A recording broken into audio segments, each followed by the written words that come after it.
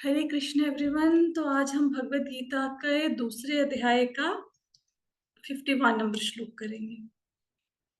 कल हमने 2.50 तक श्लोक किए थे, आज आगे चलते हैं। श्लोक का है कर्मजं बुद्धि युक्ता हि फलं त्यक्त्वा मनीषिणः जन्म बंध विनिर्मुक्तः पदं गच्छन्त्य आत्मनाम right, some pronunciation mistake is there. Okay, so हम करते हैं श्लोक। इसका अर्थ है, इस तरह भगवत भक्ति में लगे रहकर बड़े बड़े ऋषि मुनि अथवा भक्तगण अपने आप को इस भौतिक संसार के कर्मों के फलों से मुक्त बना लेते हैं। इस प्रकार वे जन्म मृत्यु के चक्र से छूट जाते हैं और भगवान के पास जाकर उस अवस्था को प्राप्त करते हैं जो समस्त दुखों से परे है। Before I start the session, कल का सेशन लेने के बाद मुझे कर्मों के ऊपर बहुत सारे मैसेजेस, कॉल्स आई, ठीक है। व्हाट्सएप पे किसी ने फोन करके पूछा, तो मैं कर्मों के विषय में आपको डीप नॉलेज देना चाहती थी, लेकिन वो मैंने सारी स्लाइड्स डिलीट कर दी थी। मुझे ऐसा लगा भगवत गीता का सेशन बहुत लंबा चले जाएगा अगर मैं कर्मों की थ्योरी बीच में डिस्कस करूंगी, क्योंकि आपके जानने की जिज्ञासा है और मुझे लगता है कि आपको जानना भी चाहिए। ये बहुत इंपॉर्टेंट है हमारे लिए कर्मों के विषय में जानना। तो अगेन मैंने वो स्लाइड्स को अपनी प्रेजेंटेशन में डाला है and today we are going to discuss about karma. और प्लीज इस, अगर आप ना, कुछ लोग होते हैं कि सो के भगवत गीता का सेशन लगा रहे हैं, किचन में काम कर रहे हैं, तो प्लीज इस सेशन को ध्यान से सुनो, ये आपके बहुत काम आएगा, पर्सनल लाइफ में बहुत काम आएगा ये सेशन, ठीक है।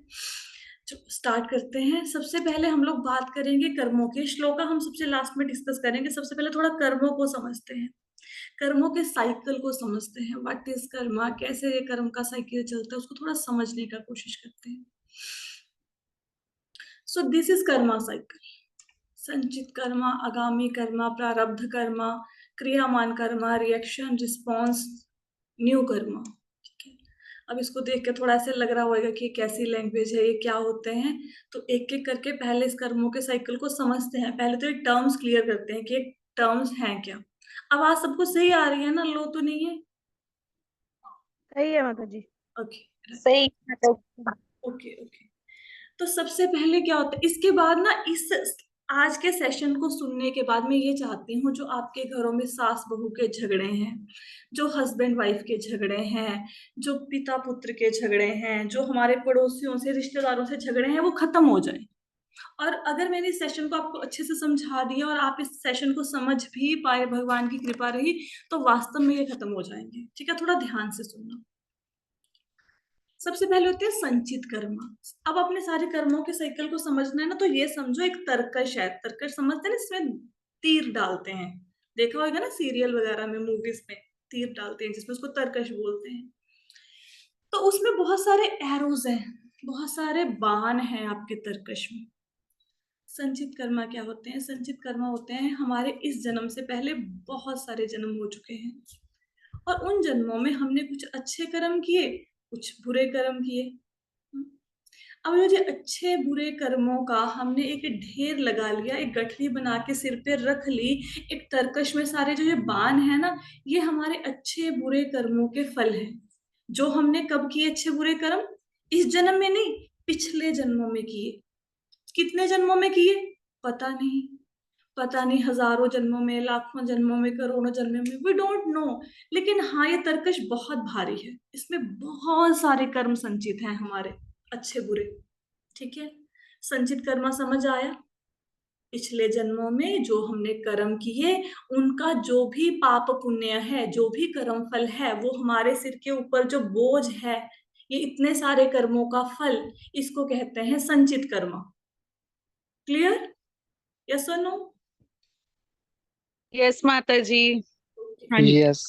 जी माता जी। संचित कर्म। एक्सक्यूज मी मैम, थोड़ा सा रिपीट कर दो एक बार। वो संचित कर्मा क्या होते हैं? हमने इस जन्म से, पूरा आपका ये जन्म है, आपके किसी के पत्नी हो, किसी की माँ हो, किसी की बहन हो, इससे पहले भी आपके बहुत सारे जन्म हो चुके हैं, ये आपका पहला जन्म नहीं है। पता नहीं लाखों करोड़ों कितने जन्म हो चुके हैं। उस जन्मों में जो पिछले जन्म है, वो लाखों करोड़ों जन्मों में जो भी आपने अच्छे पूरे कर्म किए, उनका जो रिजल्ट है, उसको कहते हैं संचित कर्मा, जो आपके सिर के ऊपर इस टाइम पे है। उन कर्मों का पाप और पुण्य जो आपके सिर पे गठरी के रूप में है, तरकश में बाणों के समान है, उसको कहते हैं संचित कर्मा, पुराने जन्मों के किए हुए कर्मों का फल। क्लियर हुआ एकता जी? हाँ जी। मेरे को ना एक चीज बताइए। हम हम्म, लोग कह रहे हैं कि बाणों का तर्कश है ना, जिसमें हमारे अच्छे और बुरे कर्म है। अब हम्म। ऐसे आपने नीचे लिखा हुआ है, at this level good Karma आप डज नॉट उसको छोड़ कैंसिल दो, द आप उसको इफेक्ट ऑफ। छोड़ दो, उस लाइन को छोड़ दो, उसको छोड़ दो, अभी उसको समझने का टाइम नहीं हुआ, उसको समझाएंगे अभी, अभी अभी बी विद मी। जितना ठीक मैंने समझाया उतना समझ ठीक। आया? हाँ, उतना समझ आ गया, उतना आपका समझ ही आ कल गया। क्वेश्चन था ना, आपने पूछा था ना कर्मों के विषय में, और मैंने आपको बोला था हाँ कि जी, हाँ ऐसे जी। आंसर नहीं दिया जाएगा, मैं कल आपको समझाऊंगी, है ना? राइट। ठीक है, ठीक है, मैं अभी सुनूंगी आपका सेशन ना। राइट। अब हाँ नेक्स्ट क्या है? प्रारब्ध कर्म। प्रारब्ध कर्मा क्या होते हैं? प्रारब्ध कर्मा वो कर्मा है जो हम इस जन्म में भुगत रहे हैं। इस जन्म में, सपोज मेरी एज 80 साल की है, तो मैं 80 साल तक जो कर्मों को भुगतूंगी वो है मेरे प्रारब्ध कर्मा। इस जन्म में मतलब मेरे, वो बाणों का तर्कश था ना, उसमें से जितने बाण निकाल के मैं इस जन्म में यूज करूंगी, उसको कहते हैं प्रारब्ध कर्मा। इस जन्म में जो आप भुगत रहे हैं, अच्छा या बुरा, ठीक है? वो क्या थे? संचित कर्मा क्या थे? कि जो बाण है वो तरकश में पड़े हैं लेकिन चलाए नहीं गए, उसका कोई अभी प्रभाव नहीं है, अभी नहीं नजर आ रहा, फ्यूचर में नजर आएगा, अभी अभी तो संचित कर्मा इकट्ठे हुए पड़े हैं। अब आपने क्या किया? ठीक है। एक बाण निकाल के चला दिया, मतलब प्रारब्ध कर्मा जो इस हाँ जन्म में जी। आप भुगत भुगत रहे हैं या भुगतेंगे इस जन्म में। राइट, क्लियर हो गया? ठीक है। प्रारब्ध हाँ कर्मा। जी। आगे चलते हैं। किसी को क्वेश्चन हुआ तो please stop me and ask your questions, because the session is going to be bit technical. ठीक है, आगे। आगामी कर्मा। आगामी कर्मा कौन से होते हैं? अब इस जन्म में ये तो हमें समझ आ गया कि हमारे तरकश में बांध पड़े हैं, मतलब पूर्व जन्मों के कर्म फल हमारे पास हैं। एक हम उस जन्म में भुगतेंगे, संचित कर्मों का थोड़ा थोड़ा भाग हमें भुगतने के लिए दिया जाएगा, ये तो समझ आ गया। अब इस जन्म में भी तो कोई कर्म कर रहे हैं ना, ऐसा तो है नहीं कि निष्कर्म होके कोने में बैठे हैं, घर के कुछ नहीं कर रहे, कर्म तो कर रहे हैं ना।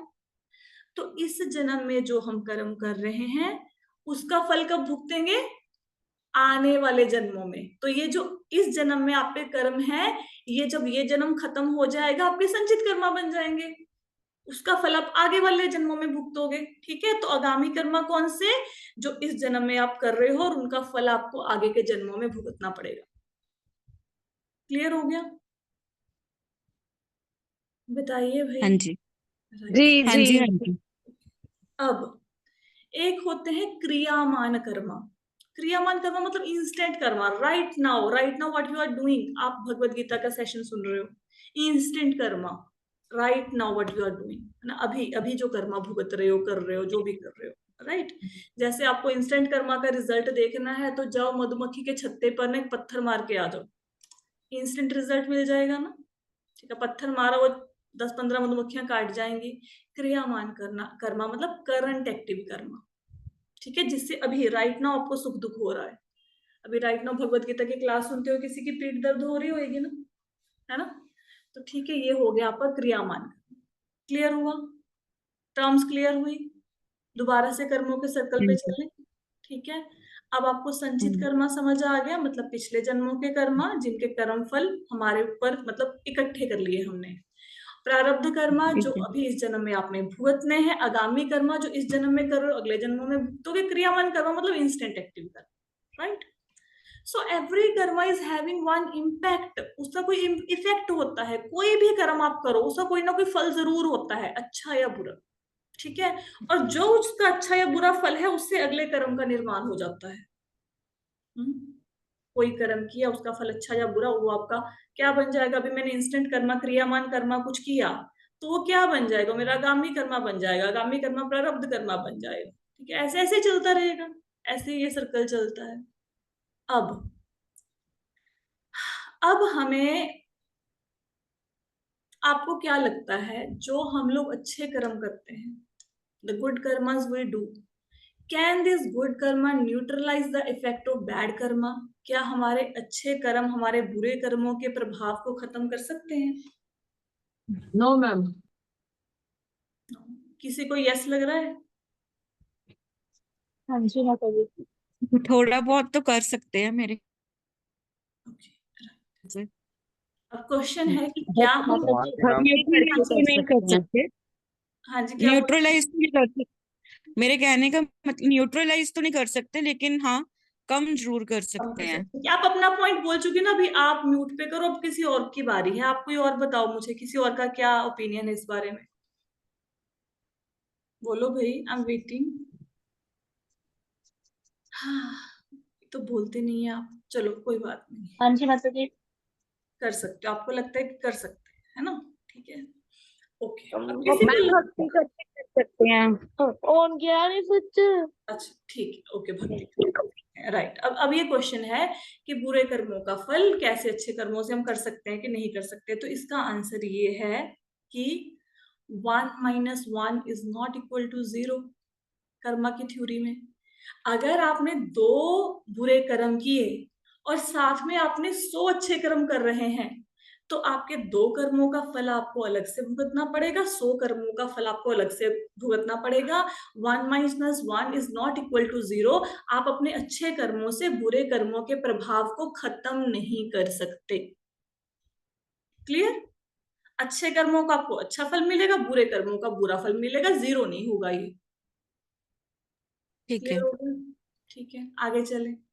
हरे कृष्ण माता जी। हरे माता जी कृष्णा। मेरा एक क्वेश्चन था छोटा सा यहीं पे। हाँ जी, हाँ जी। मैं ये कह रहा था कि जैसे कुछ कुछ लोग बोलते हैं कि हम पता नहीं हमने कितने बुरे कर्म कर रखे हैं, और हम कुछ पुण्य का काम कर दें तो हमारे कुछ पाप कम हो जाएंगे। कुछ नहीं तो होगा। ये लोगों को ज्ञान क्यों नहीं मिलता, क्यों नहीं सोचते इन चीजों को?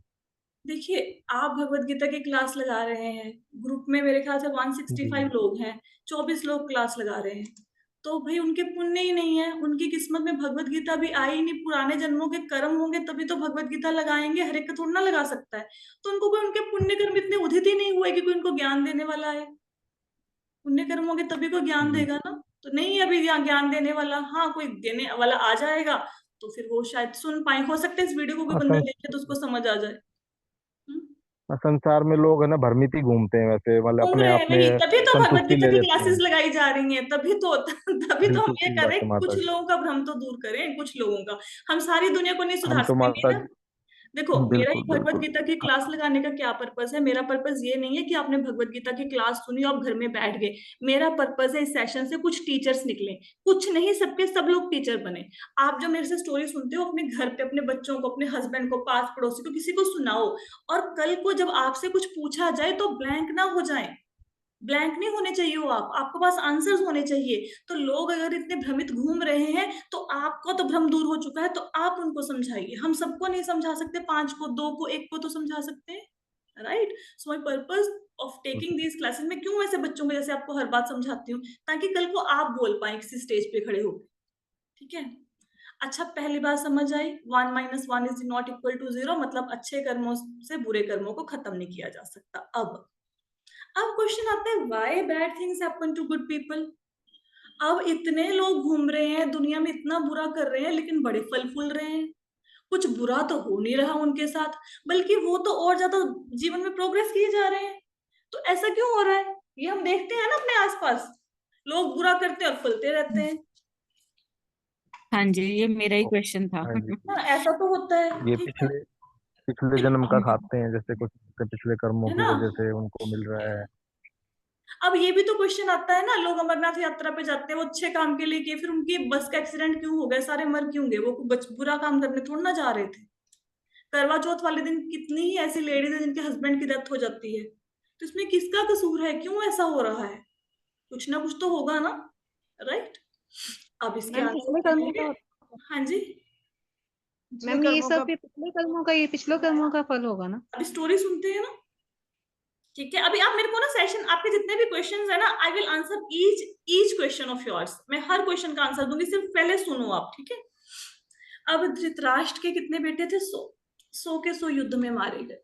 अब धृतराष्ट्र ने भगवान कृष्ण को पूछा कि भाई मेरे 100 बेटे थे, 100 के 100 बेटे युद्ध में मारे गए, और धृतराष्ट्र को ना ज्ञान था अपने पूर्व जन्मों का, कुछ जन्मों का ज्ञान था, सबका नहीं, ठीक है।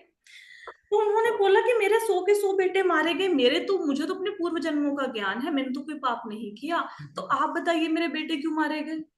तो भगवान कृष्ण कहते कि क्या आपने पिछले जन्म में कोई पाप किया था? कहते नहीं। कहते उससे पिछले जन्म में? कहते नहीं। उससे पिछले जन्म में? कहते नहीं। कहते उससे पिछले जन्मों का? कहते ऐसे मुझे सारे जन्म थोड़े ना याद है। तो भगवान कहते कि जो आपको जन्म याद नहीं है, उन जन्मों में आपने जो पाप किए उन कर्मों का फल मिला। तो धृतराष्ट्र ने क्या किया था, ये एक शिकारी थे पूर्व जन्मों में, इन्होंने ना एक कबूतरी थी, उसने 100 अंडे दिए थे, तो उन्होंने उस अंडे के ऊपर ना जलता हुआ जाल फेंक दिया था और कबूतरी के 100 अंडे टूट गए थे, ठीक है। अब 100 अंडे टूट गए, वो पाप तो कर लिया। वो पाप कब किया था? 100 जन्म पहले, 101 जन्म पहले वो पाप किया था। तो कहते उसका आपको फल मिला।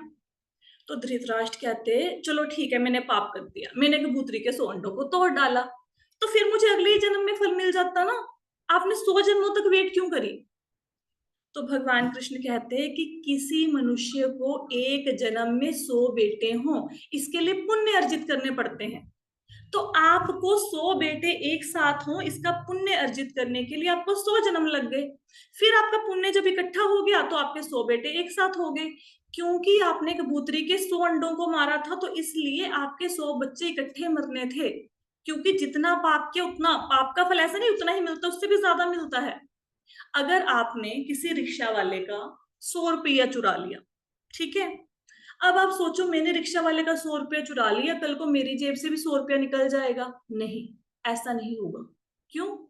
क्योंकि आपकी वर्थ 100 रुपए से ज्यादा होगी। हो सकता है आपके बैंक अकाउंट में 10 लाख रुपया पड़ा हो, लेकिन उस रिक्शा वाले के पास 100 रुपए था जो उसकी पूंजी थी। तो आपको दुख कब होगा? जब आपके बैंक अकाउंट से कितना पैसा जाएगा? 100 रुपया जाएगा या 10 लाख जाएगा? 10 लाख। यस। तो जब आपको उतना दुख हो जितना उस रिक्शा वाले को हुआ था, तब तक आपको वो पैसा पहले आपके पास आएगा, इकट्ठा होगा, सुख दिखाएगा, शांति दिखाएगा, प्रोग्रेस दिखाएगा, you will make so many plannings, then the day comes जो आपने पिछले जन्म में काम किया था वो ठुस करके स्वाहा हो जाएगा सारा पैसा आपका। और इसका मतलब ये नहीं कि मेरा 10 लाख गया तो मैंने किसी की 10 लाख की चोरी की थी, नहीं, हो सकता मैंने 10 रुपए चुराए। दैट्स वाई भक्तों को चाहिए किसी का 1 रुपया भी नहीं रखना, अपना हिसाब किताब पूरा रखना है। अच्छा एक बात और बताओ, आपने किसी को 50,000 रुपये दिए, वो आपका 50,000 रुपये लेके भाग गया, उसने वापस नहीं किया, इसमें नुकसान किसका है बताओ? किसको पाप लगेगा, किसको फल भुगतना पड़ेगा? जो हम भाग जो गया। लेके भागे, कोई जो लेके गया उसको भुगतना पड़ेगा। आपको क्यों नहीं भुगतना पड़ेगा? हमारी वो पूंजी, हमने भी किसी जन्म में किसी के साथ ऐसा किया होगा, हम किसी तो का भुगत दिल ही रहे हैं दुखाया होगा। पिताजी। अरे भाई आपको भी हो भुगतना सकता है पड़ेगा। कि आपको क्यों भुगतना पड़ेगा? हाँ जी, देखो मेरी बात सुनो, अगर मैंने अपनी सास के साथ बुरा किया तो अगले जन्म में मेरी सास मेरे साथ बुरा करेगी ना, वो मेरी बहू घर वाला कुछ भी बन के आ जाएगी, यही होगा ना। अगर मेरे पैसे कोई लेके भाग गया, कितने पैसे लेके भागा? 50,000। अब मुझे दुख हुआ ना, मेरी मेहनत की कमाई थी लेके भाग गया, तो क्या होगा अगले जन्म में? वो मुझे पैसे वापस करेगा कि नहीं करेगा बताओ? करेगा कि नहीं करेगा? यस और नो? करेगा जी, करेगा। करेगा। तो इसमें आपका क्या नुकसान हुआ? आपका नुकसान ये हुआ कि वो कर्जा वापस लेने के लिए आपको भी तो जन्म लेना पड़ेगा। अरे कर्जा आपका लिया, आपके जी 50,000 लेके भागा, तो आपके बच्चों को थोड़ा ना पैसा वापस करेगा। अगर आपके 50,000 रुपए लेके भागा तो आपको भी भुगतना पड़ेगा, आपको अगला जन्म लेना पड़ेगा। वो 50,000 का 5 लाख 50 लाख पता नहीं कितना आपको वापस करेगा, लेकिन जन्म तो आपको भी लेना पड़ा। बिल्कुल जी। तो कौन भुगत रहे हैं? एक बंदा भुगत रहा है कि दोनों भुगत रहे हैं? दोनों। यस, हो सकता है कि आपका ये लास्ट जन्म हो, आपका लास्ट बर्थ हो, और आपको ये वाला कर्म आपका रह जाए और आपको अगले जन्म में फिर जन्म लेना पड़ जाए उससे पैसे लेने के लिए, तो दोनों भुगतते हैं, ठीक है, एक नहीं भुगतेगा। क्लियर हुआ? हमें क्लियर? जी। आगे आगे चलते हैं, इस सेशन को बस सुनते रहो इस फ्लो के साथ, ठीक है, बहुत सारे आपके ना वो सॉल्व हो जाएंगे। अभी मेरे से पूछना लास्ट में कि फिर जो पैसे लेके भाग गए हम क्या करें उसका, ठीक है, पूछ लेना अगर मैं भूल गई तो। ओके, अब आप मुझे बताओ कि क्या आप अपने बुरे कर्मों से छुटकारा पाना चाहते हैं? यस और नो? यस। जी। अब बस एकता जी को चाहिए छुटकारा, बाकी सब तो कहते हैं झेल लेंगे अपने आप, हमें तो नहीं चाहिए छुटकारा। राइट, ओके, छुटकारा पाना चाहते हैं तो छुटकारा। माता जी वो तो एक दो ने बोल दिया, सबका यही है अच्छा, जो सबको अलग आंसर अच्छा, सबको छुटकारा पाना है, ठीक है, ओके। सो छुटकारा पाने का ना एक तरीका तो होता है प्रायश्चित, कि आप प्रायश्चित करो, प्रायश्चित करो कि मेरे से पिछले जन्म में बहुत ज्यादा पाप हो गए हैं, मुझे प्लीज कुछ ऐसे कुछ किया, प्रायश्चित किया कि मेरे कर्मों से छुटकारा हो जाए। अब यहाँ पे प्रॉब्लम ये है कि प्रायश्चित से कर्मों का छुटकारा तो होगा, लेकिन प्रॉब्लम ये है संचित कर्म है ही बहुत ज्यादा। कितना प्रायश्चित कर लेंगे, कितने कर्मों को कम कर देंगे, वो कोई एक जन्म के कर्म थोड़ा ना, वो तो करोड़ों जन्मों के कर्म है। कितना प्रायश्चित, कितना कर्म कम करेंगे, नहीं कर सकते ना। अच्छा, सपोज करो जीरो भी कर लिया, सारे पिछले जन्म के कर्म खत्म, सब स्वाहा हो गए, पर इस जन्म में कुछ तो करेंगे, फिर सड़क पे चलेंगे, फिर पैर के नीचे किसी चींटी को मारेंगे, फिर किसी कॉकरोच को मारेंगे, फिर घर की सफाई करते हुए 4 मकड़ियों को मारेंगे, तो खत्म तो नहीं हो सकता ना, राइट? ठीक है, so now again there is a story for you. अब इसका मतलब क्या है कि इंफिनिटी माइनस इंफिनिटी मतलब व्हाट? अगर आप असंख्य में से असंख्य निकाल दोगे तो क्या बचेगा? असंख्य, असंख्य ही बचेगा ना, ठीक है। इन्फिनिटी में से इन्फिनिटी निकालो तो इन्फिनिटी। अरे भगवान को समर्पित करने से भी कर्म नहीं खत्म होंगे। ऐसे ऐसे तो पता है क्या है, कल को मैं बोलूं मैंने अपनी सास के साथ झगड़ा कर लिया, शाम को बोलूं भगवान आपको समर्पित कर दिया, चलो कर्म खत्म, ऐसे थोड़ा ना होंगे, ऐसे कैसे खत्म हो जाएंगे? ठीक है, ऐसे नहीं होगा, सुनो ध्यान से, ठीक है। अब now there is a story for you. I hope तो टाइम है ना क्लास का, 15 मिनट पड़े हैं, ठीक है। तो अभी स्टोरी ये है कि अर्जुन, अर्जुन को तो सब जानते हैं, इतनी देर से हम अर्जुन अर्जुन कर रहे हैं तो अर्जुन तो सब जान ही गए होंगे, ठीक है। तो अर्जुन के बेटे कौन? अभिमन्यु, ठीक है। अभिमन्यु की वाइफ कौन? उत्तरा, ठीक है। अब महाभारत का जब युद्ध हो रहा था, जब दुर्योधन की जंघा को तोड़ दिया भीम ने, और वो अभी जल के अंदर बैठा हुआ था, बड़ा परेशान था कि सारे कुल का नाश हो गया, जीत मेरी फिर नहीं हुई, तो उसके पास अश्वत्थामा आया। अश्वत्थामा कौन है? द्रोणाचार्य का बेटा। द्रोणाचार्य कौन है? अर्जुन के टीचर, कौरव पांडवों के टीचर। तो अश्वत्थामा आगे कहता कहता कि आप ना, आपने मेरे को ना सेनापति नहीं बनाया, अगर आप मेरे को सेनापति बनाते, मुझे आदेश देते ना, मैं 500 पांडवों के सिर काट के आपको दे देता। तो दुर्योधन कहते कहते अभी क्या हो गया, जाओ मैं तुम्हें सेनापति बनाता हूँ, जाओ 500 के सिर ले आओ। अब अश्वत्थामा ने क्या किया, रात को गया, ठीक है, और सारे सो रहे थे जब, तो 5 सिर काटे और लेके दिया, उसको दे दिए दुर्योधन को। दुर्योधन बड़ा खुश कि ये 5 सिर काट के ले आया, मतलब 5 पांडवों को मार के ले आया। अब दुर्योधन उनके सिर को ना दबा दबा के देखता है, तो उसने हल्का सा सिर दबाया और खोपड़ी फट गई वो। तो उसने बोला ये पांडवों के सिर हो ही नहीं सकते, हल्का सा दबाने से जो फट जाए वो क्या पांडवों का सिर है, ये तो बच्चों के सिर है, किसको मार लाए हो? जब ध्यान से देखा तो अश्वत्थामा ने द्रौपदी के 5 बेटों के सिर काट दिए, पांडवों के सिर नहीं काटे। तो दुर्योधन ने भी उसको श्राप दे दिया, उसके साथ बहुत बुरा भला किया, कहते ये क्या, तुमने तो ये पाप का काम कर दिया, मैं तो मरने जा रहा था, मरते मरते मेरे सिर के ऊपर एक और पाप डाल दिया तुमने। तो दुर्योधन परेशान होता, उसने तो बेचारे ने अपने प्राण त्याग दिए, ठीक है। अब अश्वत्थामा को क्या हुआ, जब द्रौपदी को पता चला कि 5 बेटों को अश्वत्थामा ने मार दिया है, तो अर्जुन ने वहां पे प्रतिज्ञा ली कि मैं अश्वत्थामा को मार के लेके आऊंगा, उसको मारूंगा, उसके बाद तुम अपने पुत्रों का दाह संस्कार करना। अब अर्जुन चला गया अश्वत्थामा को मारने, तो अश्वत्थामा ने अर्जुन के ऊपर ब्रह्मास्त्र चला दिया। ब्रह्मास्त्र मतलब it's like more dangerous than nuclear bomb, it's a very big type of अस्त्र, बहुत भयंकर है ये, वो चला दिया। तो अर्जुन ने उसके प्रभाव को नष्ट करने के लिए, ब्रह्मास्त्र को ब्रह्मास्त्र से नष्ट किया जा सकता था, तो अर्जुन ने उसके प्रभाव को नष्ट करने के लिए भगवान की आज्ञा से उसने भी ब्रह्मास्त्र चला दिया, और दोनों ब्रह्मास्त्र लुप्त हो गए। लेकिन अर्जुन अश्वत्थामा को बांध के द्रौपदी के सामने ले आए, द्रौपदी के सामने ले आया। चलो द्रौपदी ने उसकी, वो बहुत लंबी स्टोरी हो जाएगी, थोड़ा शॉर्ट में निपटाते, उसको क्षमा कर दिया, बस बोला कि उसके बाल वगैरह काट दो, मूछ वगैरह काट दो, उसकी मनी ले लो और उसको निकाल दो बाहर, उनके खेमे से निकाल दो। तो ऐसे अश्वत्थामा का अपमान कर दिया। अब अश्वत्थामा ने क्या किया, उसके मन में फिर भी ये प्रतिशोध की ज्वाला कम नहीं हुई, उसने क्या किया, जो अभिमन्यु की वाइफ थी उत्तरा, शी वाज प्रेग्नेंट, मतलब अर्जुन की पुत्रवधू, ठीक है। तो वो प्रेग्नेंट थी, तो उनके गर्भ के ऊपर ब्रह्मास्त्र चला दिया। अब आजकल तो क्या है, न्यूक्लियर बॉम्ब है, किसी देश के ऊपर फेंको तो एक घर को नहीं तबाह करेंगे, पूरे के पूरे देश को तबाह कर देंगे। लेकिन ब्रह्मास्त्र की खासियत ये होती है कि लक्ष्य के ऊपर साधा जाता है। अगर उत्तरा के गर्भ के ऊपर ब्रह्मास्त्र चलाया गया तो उत्तरा के गर्भ को ही नष्ट करेगा, आसपास के लोगों को नहीं मारेगा, चाहे पास में खड़े हो। तो अश्वत्थामा ने ब्रह्मास्त्र को चला दिया उत्तरा के गर्भ के ऊपर, क्योंकि जो द्रौपदी के 5 बेटे थे वो मर गए। अब उनका आखिरी कुल का जो वंशज था वो थे परीक्षित महाराज, जो उत्तरा के गर्भ में थे। तो अश्वत्थामा ने बाण चला दिया कि इनका वंश को ही खत्म कर देते हैं, पांडवों के ही उत्तरा के गर्भ का नाश कर देते हैं। राजा का बेटा ही राजा बनता था, राजा के बच्चों को ही खत्म कर देते हैं, ठीक है। पांडव तो बूढ़े हो गए, वो फिर से थोड़ा ना पिता बनेंगे। तो उसने उत्तरा को लक्षित करके उत्तरा के गर्भ को ब्रह्मास्त्र चला दिया। अब उत्तरा भागते भागते भगवान कृष्ण के पास आई, हालांकि वहां पे उसके पति भी खड़े थे जहां पे उत्तरा प्रार्थना के लिए आई। भगवान कृष्ण जा रहे थे द्वारिका के लिए, महाभारत का युद्ध खत्म हो चुका था और वो प्रस्थान कर रहे थे द्वारिका के लिए। तो उत्तरा ने प्रार्थना करी कि भगवान, मेरी तरफ जलता हुआ एक आग का गोला आ रहा है, वो मेरे गर्भ की को नष्ट ना करने पाए, भले ही मैं नष्ट हो जाऊं, मेरे गर्भ की रक्षा कीजिए। तो भगवान ने क्या किया, भगवान उत्तरा के गर्भ में एंटर किए और बालक की गर्भ में रक्षा करी। तो उस बालक का नाम क्या पड़ा, परीक्षित। परीक्षित महाराज को अब मैंने बता दिया ना परीक्षित महाराज कौन है, मतलब अर्जुन के पोते हैं परीक्षित महाराज, ग्रैंडसन, ठीक है। तो बालक की गर्भ में रक्षा करी। अब देखो भगवान को कितना परीक्षित महाराज से प्रेम होगा कि गर्भ के अंदर जाके ब्रह्मास्त्र को नष्ट कर दिया, ठीक है।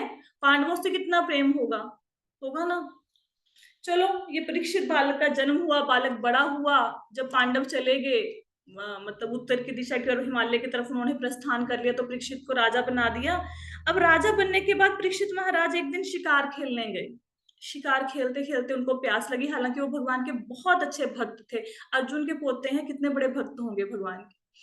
तो उनको प्यास लगी, वो एक मुनि की कुटिया में गए, मुनि से उन्होंने पानी मांगा। मुनि समाधि में थे, उसको पानी नहीं दे पाए, तो उन्होंने मुनि के गले में एक मरा हुआ सांप डाल दिया कि मुनि ने मेरी बेइज्जती कर दी, मैं मुनि की इंसल्ट कर देता हूँ।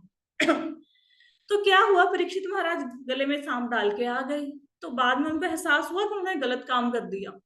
लेकिन जो ऋषि का बेटा था, उन्होंने परीक्षित महाराज को श्राप दे दिया कि आपकी 7 दिनों के अंदर तक्षक नाग के काटने से मृत्यु हो जाए। तक्षक नाग बहुत ही भयंकर नाग है, ठीक है। अब आप मुझे बताओ, जो परीक्षित महाराज हैं, जिनकी गर्भ में भगवान कृष्ण ने रक्षा करी, क्या वो इस श्राप के प्रभाव को नष्ट नहीं कर सकते थे? कर सकते थे कि नहीं कर सकते थे, बताइए। कर सकते थे माता कर जी। सकते थे। कर सकते थे ना, भगवान कृष्ण से प्रार्थना कर सकते थे ना। अब अभी तो देखो, परीक्षित महाराज को अब बचाना तो ज्यादा इजी है, गर्भ में बच्चे को बचाना ज्यादा मुश्किल है कि सामने बच्चा खड़ा है उसको बचाना मुश्किल है। गर्भ में बचाना मुश्किल है, बाहर खड़ा है तो बचाव तो खुद भी कर लेगा। अगर बाहर बच्चा खड़ा है, बच्चा अपना खुद बचाव कर लेगा। 35-36 सालों का मनुष्य खड़ा होगा, खुद ही अपना बचाव कर लेगा। लेकिन गर्भ के अंदर तो बच्चा असहाय होता है। जब भगवान को पांडवों से इतना प्रेम है कि गर्भ के अंदर जाके उत्तरा के गर्भ की रक्षा कर सकते हैं, तो बाहर क्या, जब परीक्षित महाराज 35-36 साल के, 25 साल, जितने भी साल के वो रहे होंगे, वो हो गए, तो भगवान का प्रेम कम हो गया? नहीं ना, प्रेम तो उतना ही है। तो परीक्षित महाराज अगर भगवान से प्रार्थना करते तो इस शाप का प्रभाव कम हो सकता था ना। लेकिन क्या परीक्षित महाराज ने प्रार्थना की? करी? नो, प्रार्थना उन्होंने नहीं करी, प्रार्थना पर नहीं वो की, डर क्योंकि गए। बुद्धि नहीं थी अच्छा, उस टाइम, कौन बोल बुद्धि रहा था डर गए थे? नहीं मुझे था। बताओ, किसने ऐसा बोला डर गए थे? मैंने बोला कि डर गए थे शायद। नहीं, कुछ नहीं था ऐसा, वो डरे नहीं थे परीक्षित महाराज। अर्जुन के, अरे भाई, अर्जुन के ग्रैंडसन की बात हो रही है, अर्जुन के, अर्जुन जिसने निवात कवच 60,000 राक्षसों को मारा, जिसने महाभारत में इतने क्षोणी सेना अभिमन्यु को के मारा, पुत्र। जिसने बाणों से छत बना दी, वो डरे नहीं थे। ही वॉज नॉट मतलब डरपोक टाइप ऑफ पर्सन, ऐसे नहीं थे। परीक्षित महाराज ने क्यों इसको स्वीकार कर लिया? क्योंकि परीक्षित महाराज ने ये सोचा कि जो भी भगवान देते हैं उसको सहर्ष स्वीकार कर लेना चाहिए। मैं राजपाट करता हूं, तो राजपाट जब करता हूं तब तो मेरे को मतलब टाइम नहीं मिलता भगवान की भक्ति करने का। अब मुझे पता है कि 7 दिनों के बाद मेरी मृत्यु होगी, तो 7 दिन भगवान की भक्ति करेंगे। उन्होंने इसको भगवान की इच्छा मान के स्वीकार कर लिया, राइट? ठीक है। अब इस स्टोरी से क्या शिक्षा मिलती है? इस स्टोरी से ये शिक्षा मिलती है, पहली बात, अगर आपको अपने बुरे कर्मों से छुटकारा पाना है तो ऐसा नहीं कि बुरे कर्मों से छुटकारा पाने का तरीका नहीं है। भक्ति वो तरीका है जिससे आप अपने बुरे कर्मों से छुटकारा पा सकते हैं। लेकिन लेकिन इस बात को ध्यान से सुनना, ऐसा नहीं कि भगवान कृष्ण में समर्था नहीं है आपके पापों को खत्म करने की, ऐसा वो कर सकते हैं। तो क्यों भक्त उनसे पापों को खत्म करने के लिए नहीं कहते? क्यों नहीं कहते? जब भगवान कृष्ण पापों को खत्म कर सकते हैं, भक्त प्रार्थना ही क्यों नहीं करता पापों को खत्म करने की? ये बताइए। क्योंकि माता जी वो चाहते हैं कि मेरे भक्त की जो इतनी सारी प्रॉब्लम्स है वो इस थोड़े से में निपट जाए और फिर उसे अगला जन्म न लेना पड़े। आई क्योंकि थिंक भक्त भगवान को परेशान नहीं करना चाहता। भक्त कहते हैं नहीं, मैं अपने कर्मों का फल भुगत रहा हूँ, मेरे को तो उससे भी ज्यादा कष्ट मिलना था, भगवान की कृपा है कि मेरे ऊपर कम कष्ट आया है। वो भगवान से अपने पापों को कम करने के लिए भक्त कभी नहीं कहेगा, जो सही भक्त होगा वो सहर्ष उसको स्वीकार कर लेगा। राइट? अब ये स्लाइड को ध्यान से सुनना, याद करना, ठीक है? क्या कहते हैं? It is safe to consider that good karma और बैड कर्मा, ये करना ये कर्मा है, whatever it be, we should focus on serving Krishna with love, especially by chanting the holy names of Krishna. Krishna is certainly capable of changing karma, but that is not what a devotee expects. समझ आ गई? कि जो भक्त होता है उसको कोई मतलब नहीं कि मैंने बुरे कर्म किए अच्छे कर्म किए, उसका क्या परिणाम, उसको मतलब नहीं। वो अच्छे कर्म करते हैं लेकिन पास्ट जन्म के बुरे कर्मों की वो सोचते नहीं है उसके बारे में। उनका एकमात्र लक्ष्य होता है कि मुझे सिर्फ चैंटिंग करनी है, भगवत गीता भागवतम पढ़नी है, श्रवण करना है, साधु संग करना है, संतों की सेवा करनी, वैष्णवों का संग करना है, दैट्स इट। भगवान उसको अच्छा वो दे रहे हैं, कर्मों के कारण कुछ अच्छा फल कुछ बुरा फल, वो उसको केयर ही नहीं होती। अब मेरी बात सुनो, हम भगवत गीता सुन रहे हैं ना, अगर बाई चांस लाइट चली गई तो तब भी भगवत गीता ही सुनेंगे ना। ऐसा थोड़ा ना कहेंगे पक्का नहीं चल रहा, मेरे को तो गर्मी लग रही है, मैं भगवत गीता नहीं सुनूंगा, ऐसा तो नहीं बोलेंगे ना। ठीक है, अभी नहीं सुनेंगे तो बाद में सुनेंगे ना यूट्यूब पे। राइट? तो हम लोग चाहे जिस भी सिचुएशन में रहे, जिस भी सिचुएशन में, हमें भगवान से ये नहीं मांगना कि मेरे कर्मों को खत्म कर दो। जैसे एक बच्चा अपनी माँ को थोड़ा ना बोलता है कि मेरे को बुखार हो गया, मेरे को दवाई दे दो, मैं और बीमार पड़ जाऊंगा। माँ को पता होता है ना बुखार हो गया, अपने आप ही दवाई दे देगी। एक नर्सरी क्लास का बच्चा है, जब वो स्कूल जाता है वो थोड़ा ना अपनी माँ को बताता है कि माता जी मुझे ना ऐसा करो, आप 2 परांठी डाल दो, एक मेरे पेंसिल इरेजर शार्पनर रख दो, एक मेरे को एबीसी की बुक दे दो, एक मेरी कॉपी रख दो। ऐसा करता है कोई बच्चा? आप बताओ। एक मेरे यूनिफॉर्म डाल दो, नहीं करता ना। माँ को पता होता है ना कि क्या क्या देना है, माँ देती है ना अपने आप। तो भगवान को पता है आपको कब क्या देना है। Why you are asking, why should we pray? हमें प्रे ही क्यों करना चाहिए? भगवान हमारे कर्मों को खत्म कर दो। वो पिता है, उनको पता नहीं है कि हम क्या कर रहे हैं और कारण हमें हमारा कौन सा अपराध कब माफ करना है। जो जेलर होता है, आपने देखा होगा 26 जनवरी 15 अगस्त को जो बड़े बड़े नेता है जेल में जाते हैं, देखते हैं किसी बंदे की इतने बड़ी लिस्ट है पापों की, उसको सजा मिली हुई है, वो कहते हैं नहीं इसने अच्छा काम किया ना, जेल में अच्छा बिहेव कर रहा है ना, चलो ऐसा करो इसकी सजा कम कर दो, कर देते हैं ना। तो भगवान की इच्छा होगी अपने आप अपनी सजा कम कर देंगे। हमने ना अच्छे कर्मों का ध्यान देना ना बुरों का। We should only focus on chanting holy names, we should only focus on reading Bhagavad Gita Bhagavatam and listening to Bhagavad Gita Bhagavatam, that's it. और हमारा कोई कर्म ही नहीं है, काम ही नहीं है। और कर्म करते रहो, भगवान को अर्पित करते रहो, भगवत गीता भागवतम पढ़ते रहो, होली नेम चैंट करते रहो, that's what we can do. और हम कुछ नहीं कर सकते, कुछ नहीं कर सकते इसके सिवाय। भगवान की इच्छा होगी वो कर्म खत्म कर देंगे आपके, लाइक परीक्षित महाराज। लेकिन मांगना नहीं है। एक भक्त है, बहुत अच्छे, दिल्ली में रहते हैं, उनको कैंसर हो गया, बहुत देर से भक्ति में है। उनको किसी ने बोला कि आप भगवान कृष्ण से कह क्यों नहीं देते कि मेरा कैंसर खत्म कर दो, आप तो इतनी भक्ति कर रहे हैं इतने सालों से। वो कहते इतनी छोटी सी बात के लिए मैं भगवान को परेशान क्यों करूं, ये तो मेरे कर्मा है। वो बंदा कैंसर को खत्म करने के लिए भगवान से प्रार्थना नहीं कर रहा, हम लोगों की एक उंगली भी जल जाती है, हम कहते हैं नहीं ये कष्ट को कम कर दो, सहो सहो सहो। भगवान ऑलरेडी डिस्काउंट करके दे रहे हैं, जितना भगवत गीता भागवतम सुन रहे हो ना, होली नेम चैंट कर रहे हो ना, भगवान ऑलरेडी डिस्काउंट करके दे रहे हैं। ठीक है, ऑलरेडी आपके जो हमारे पाप कर्म उनका डिस्काउंटेड फल ही मिल रहा है हमें। ऑलरेडी 100 रुपए की चीज आपको ऑलरेडी 1 रुपए की ही मिल रही है, इससे कम मत करवाओ। ठीक है, अब कुछ क्वेश्चन है तो कुछ क्लियर हुआ? अच्छा, उधारी वाला है ना, उधार दिया तो क्या करेंगे, बंदा पैसा लेके भाग गया, तो अपने मन में उसको ऐसे करो कि आपने मुझसे पैसा लिया, मैं मन में आपको माफ करता हूँ, मेरे को इसके बदले में पैसा नहीं चाहिए, अभी आप भाग गए तो हमें न्यूट्रलाइज, आप अपने मन में उसको पैसे के लिए माफ कर दो कि मुझे अपना पैसा वापस नहीं चाहिए। आप अपने कर्मा को न्यूट्रलाइज कर दो, राइट? कुछ क्लियर हुआ? बहुत अच्छे, बहुत कुछ क्लियर हो गया मैम। अब कोई बंदा बोलेगा मेरी सास मेरे को क्यों डांटी है, बहू कोई बोलेगी मेरी सास डांटी, सास बोलेगी बहू ने झगड़ा किया, नहीं करेंगे ना? ठीक है, तो समझ आ गया, संचित कर्मा, प्रारब्ध कर्मा, क्रियामान कर्मा, अड़ोसी पड़ोसी के झगड़े, रिलेशंस के झगड़े, समझ आए? हमारे ही कर्मों का परिणाम, राइट? तो श्लोका कर ले 1 मिनट के लिए भी। तो जो कहते हैं भगवत भक्ति में जो लगे रहते हैं ऋषि मुनि, जो भक्तगण होते हैं, वो इस प्रकार से भक्ति करते हुए अपने आप को कर्म फलों से मुक्त कर लेते हैं। इसके बाद जब कर्म फल 0 हो गए, पाप पुण्य 0 हो गए, तो क्या करेंगे, जन्म मृत्यु के चक्कर से छूट जाएंगे। कहाँ जाएंगे? सीधा भगवान के धाम में, और वहां पे कोई कर्म फल नहीं लगता, right? I think we should end up the session now. कुछ सेशन से आई होप सो आपको कुछ नया सीखने को मिला, जिंदगी को बेहतर तरीके से जी पाएंगे इस श्लोक के द्वारा। जी मैम, जी बहुत बहुत धन्यवाद। राइट, और अगर नहीं समझ आया तो फिर आप क्या करो, वापस कुछ चैट में माफ करने के बाद अगर कोई कुछ समय बाद दे देता है, अगर कुछ दे देता है कुछ समय के बाद, कोई बात नहीं, फिर पैसा दिया था वापस आ गया तो आ गया, कोई बात नहीं। अगर आपने किसी को माफ कर दिया, बाद में वो आपका 1 लाख रुपए लौटा गया तो कोई बात नहीं, इट्स ओके। हमने तो न्यूट्रलाइज कर दिया ना अपने